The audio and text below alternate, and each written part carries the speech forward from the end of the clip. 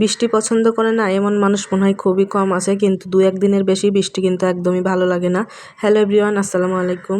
কেমন আছেন সবাই? আমরা তো খুব ভালো আছি। তো এখন সকাল প্রায় 10টার মতো বাজে। মেয়েকে মাদ্রাসায় পাঠিয়ে দিয়ে আমি আবার ঘুমিয়ে পড়ছিলাম। তো ঘুম থেকে উঠে ভাতটা বসিয়ে দিয়ে ঘরটা গুছিয়ে ঝাড়ু দিয়ে নিয়েছি। আর এই তো এখানে গতকাল মাংস রান্না করছিলাম, সেটা একটু ছিল, গরম করে নিচ্ছি।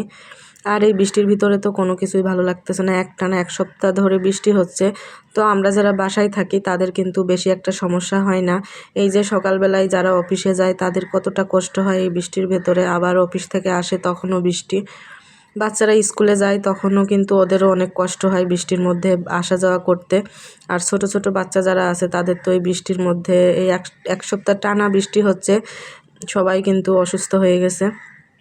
তো এই তো কথা বলতে বলতে এদিকে আমি রান্না করার জন্য আপনাদের ভাইয়া কালকে যে কচু নিয়ে আসছিল সেটা কেটে নিয়েছি। আর আমাদের গ্রামের ভাষায় আমরা এই কচুকে শুলা কচু বলি। তো এটা কেটে নিলাম। আর এই তো এখানে বাটা মাছ ভেজে নিচ্ছি। বাটা মাছ খেতে আমরা খুবই পছন্দ করি, মানে অনেকটাই মিষ্টি মিষ্টি লাগে খেতে, অনেক স্বাদ লাগে। আর এই তো এখানে হচ্ছে কুমড়ার বড়িগুলো ভেজে নিচ্ছি। কুমড়ার বড়ি বাটা মাছ দিয়ে কচু ঝোল করব।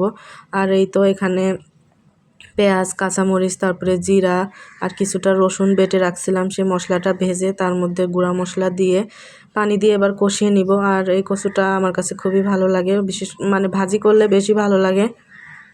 আমি অর্ধেকটা কেটে আজকে রান্না করব, আর বাকি অর্ধেকটা রেখে দিয়েছি, ওটা হচ্ছে আরেকদিন চিংড়ি মাছ দিয়ে ভাজি করব। আজকে আর কিছু রান্না করব না, শুধু একটা তরকারি রান্না করব। আর একটা তরকারি রান্না করলে আপনাদের ভাইয়া খাওয়ার সময় বলে আর কিছু রান্না করো নাই, এরকম বলে, এই জন্য আর একটা তরকারি রান্না করা হয় না। আর কয়েকদিন ধরে আমার পিঠে প্রচুর ব্যথার জন্য ঠিকমতো বসতেও পারি না, আবার দাঁড়িয়েও বেশিক্ষণ থাকতে পারি না। এই জন্য আজকে ভাবলাম যে শুধু একটা তরকারি একটু বেশি করে রান্না করি।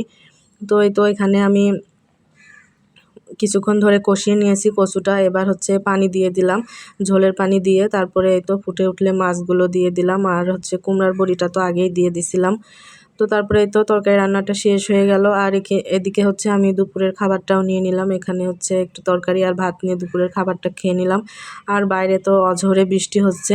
তো আমার মেয়ে তো আবার দুপুরে আসছিল, আসার পরে আবার খাবার খেয়ে আবার চলে যাচ্ছে মাদ্রাসায়। আর ওকে আমি বাধা দিই না, ও মাদ্রাসায় যাওয়ার জন্য খুবই কান্নাকাটি করে, বৃষ্টি হোক আর যাই হোক। তো এই ছিল আজকের ভিডিও। কেমন লাগলো অবশ্যই জানাবেন। আল্লাহ হাফেজ।